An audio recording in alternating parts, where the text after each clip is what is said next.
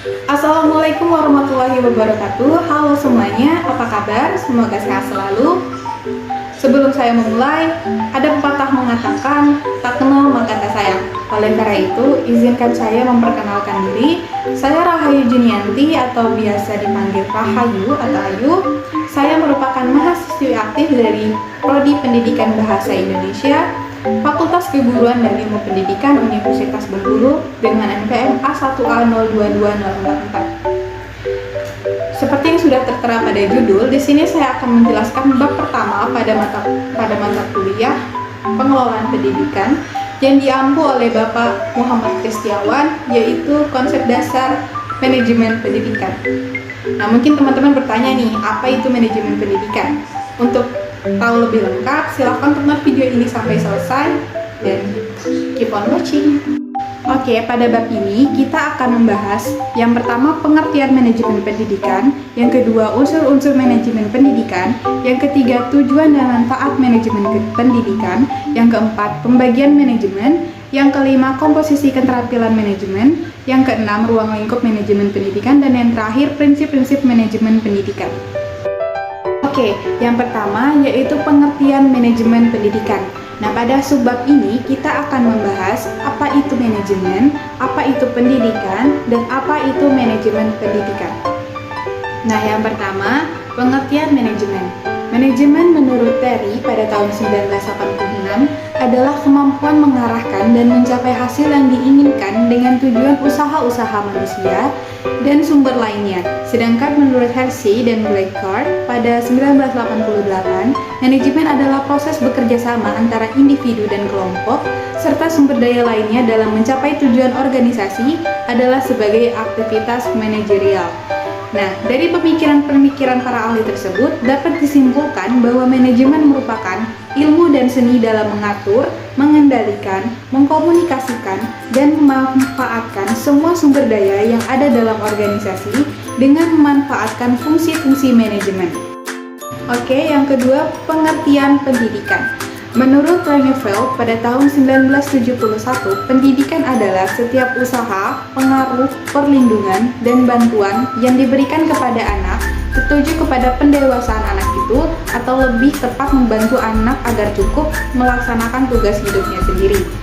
Sedangkan menurut Undang-Undang Sistem Pendidikan Nasional Nomor 20 Tahun 2003 Pasal 1 dan 3, pendidikan adalah usaha sadar yang terencana untuk mewujudkan suasana belajar dan proses pembelajaran agar peserta didik secara aktif mengembangkan potensi dirinya untuk memiliki kekuatan spiritual, keagamaan, pengendalian diri, kepribadian, kecerdasan, dan akhlak mulia, serta keterampilan yang diperlukan dirinya, masyarakat, bangsa, maupun negara. Nah, yang terakhir, pengertian manajemen pendidikan. Dari pendapat para ahli yang telah disampaikan, dapat disimpulkan bahwa manajemen pendidikan adalah suatu kegiatan atau rangkaian kegiatan yang berupa proses pengelolaan usaha kerjasama sekelompok manusia yang tergabung dalam organisasi pendidikan untuk mencapai tujuan pendidikan yang telah ditetapkan sebelumnya dengan memanfaatkan sumber daya yang ada dan menggunakan fungsi-fungsi manajemen agar tercapainya tujuan secara efektif dan efisien. Setelah mengetahui apa tadi pengertian dari manajemen pendidikan, kita lanjut pada subbab selanjutnya, yaitu unsur-unsur manajemen pendidikan. Nah, apa aja sih unsur-unsur manajemen pendidikan itu? Unsur-unsur manajemen pendidikan itu terdiri dari yang pertama, man atau manusia, berperan sebagai manpower dalam organisasi atau perusahaan, diperlukan untuk memimpin, menggerakkan karyawan atau bawahan, serta memberikan tenaga dan pikiran untuk kemajuan dan kontinuitas suatu lembaga. Yang kedua, material atau barang. Material digunakan sebagai proses produksi dalam suatu perusahaan atau organisasi, dapat terdiri dari bahan baku, bahan setengah jadi, ataupun barang jadi. Yang ketiga, mesin atau mesin merupakan kebutuhan pokok dalam melancarkan menjalannya suatu organisasi. Mesin berupa peralatan yang digunakan oleh suatu instansi atau lembaga. Yang keempat, money atau uang. Ini dibagi menjadi dua, yaitu modal tetap berupa tanah, gedung atau bangunan, mesin dan modal kerja berupa kas dan piutang. Yang kelima atau metode. dalam lembaga pendidikan, metode pembelajaran yang dibentuk oleh seorang guru sangat diperlukan dalam menerangkan pelajaran. Yang keenam, ada market atau pasar. Dalam lembaga pendidikan, market berupa tempat terjadinya interaksi antara pendidik dan dengan peserta didik maupun dengan stakeholders yang ada dalam lingkup lembaga tersebut. Yang ketujuh, minute atau waktu. Merupakan waktu yang dipergunakan dan dimanfaatkan dalam pencapaian visi dan misi suatu lembaga secara efektif dan efisien. Nah, itu tadi adalah 7 unsur dari manajemen pendidikan. Banyak sekali, bukan? Nah, oke, selanjutnya kita akan melanjutkan pada subbab yang ketiga, yaitu tujuan dan manfaat manajemen pendidikan. Tujuan dan manfaat manajemen pendidikan menurut Fatah pada tahun 2012 adalah sebagai berikut. Yang pertama, terwujudnya suasana belajar dan proses pembelajaran yang aktif, inovatif, kreatif, efektif, dan menyenangkan. Yang kedua, terciptanya peserta didik yang aktif mengembangkan potensi dirinya untuk memiliki kekuatan spiritual keagamaan, pengendalian diri, kepribadian, kecerdasan, akhlak mulia, serta keterampilan yang diperlukan dirinya, masyarakat, bangsa, maupun negara. Dan yang ketiga, terpenuhinya salah satu dari 4 kompetensi tenaga pendidik dan kependidikan. Yang keempat, tercapainya tujuan pendidikan secara efektif dan efisien. Yang kelima, terbekalinya tenaga kependidikan dengan teori tentang proses dan tugas administrasi pendidikan. Dan yang keenam atau yang terakhir adalah teratasinya masalah mutu pendidikan. Oke, selanjutnya yaitu tentang subbab pembagian manajemen.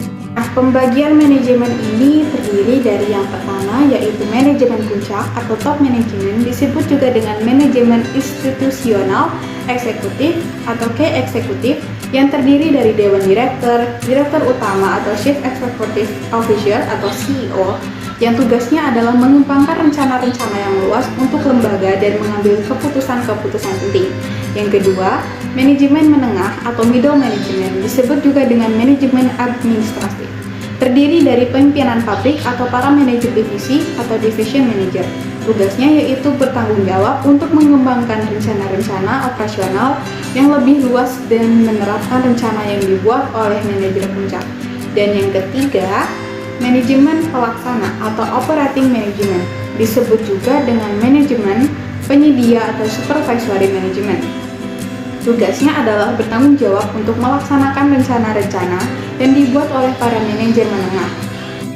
Selanjutnya yaitu subbab yang kelima, yaitu komposisi keterampilan manajemen.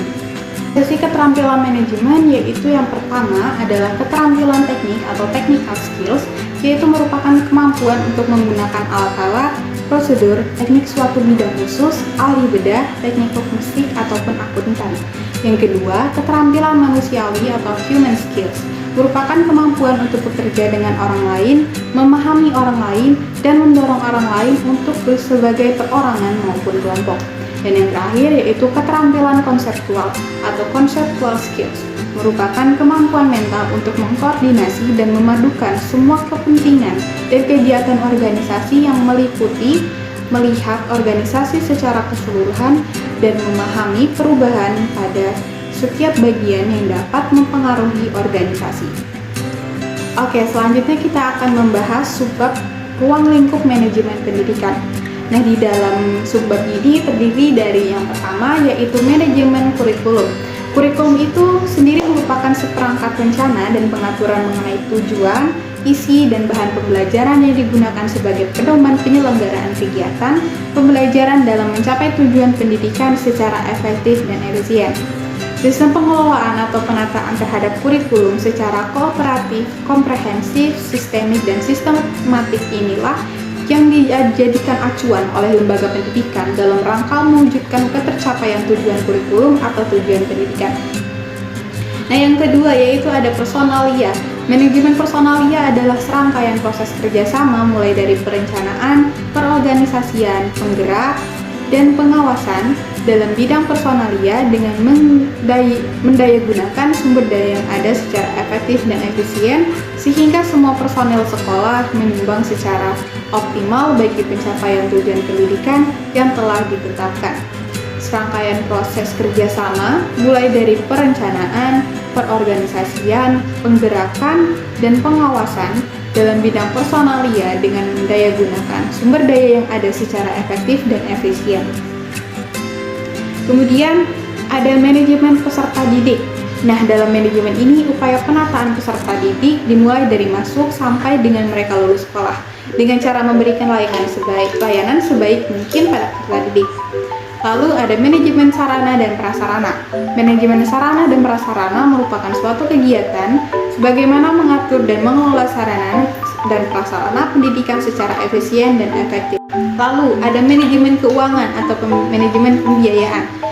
Nah, ini yaitu suatu kegiatan perencanaan, melaksanakan, dan mengevaluasi serta mempertanggungjawabkan pengelolaan dana secara transparan kepada masyarakat dan pemerintah menurut Mulyasa pada tahun 2005.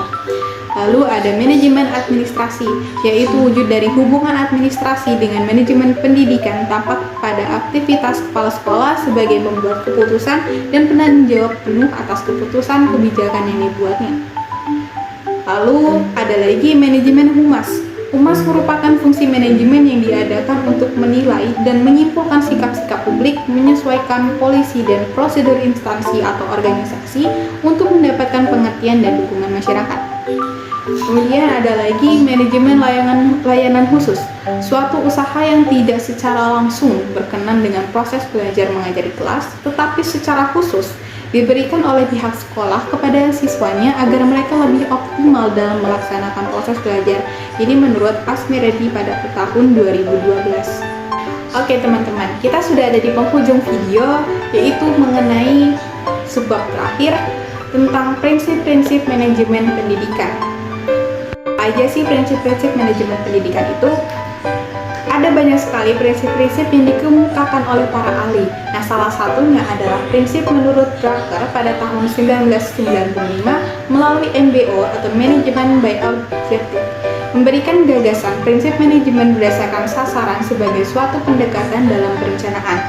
7 langkah antara lain yaitu yang pertama, menentukan hasil akhir apa yang ingin dicapai oleh sekolah. Yang kedua, menganalisis apakah hasil itu berkaitan dengan tujuan sekolah. Yang ketiga, berunding menetapkan sasaran-sasaran yang dibutuhkan. Yang keempat, menetapkan kegiatan apa yang tepat untuk mencapai sasaran. Yang kelima, menyusun tugas-tugas untuk mempermudah mencapai sasarannya.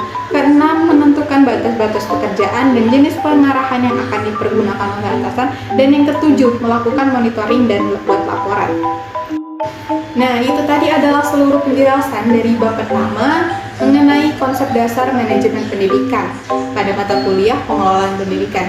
Semoga ilmu yang telah saya sampaikan atau materi yang telah saya sampaikan dapat sangat jelas diterima oleh para penonton atau teman-teman sekalian. Ataupun misalnya teman-teman ingin bertanya, bisa ajukan pertanyaan di kolom komentar ataupun di media sosial yang telah disertakan di bawah. Dan insya Allah saya akan menjawab dengan sepengetahuan saya.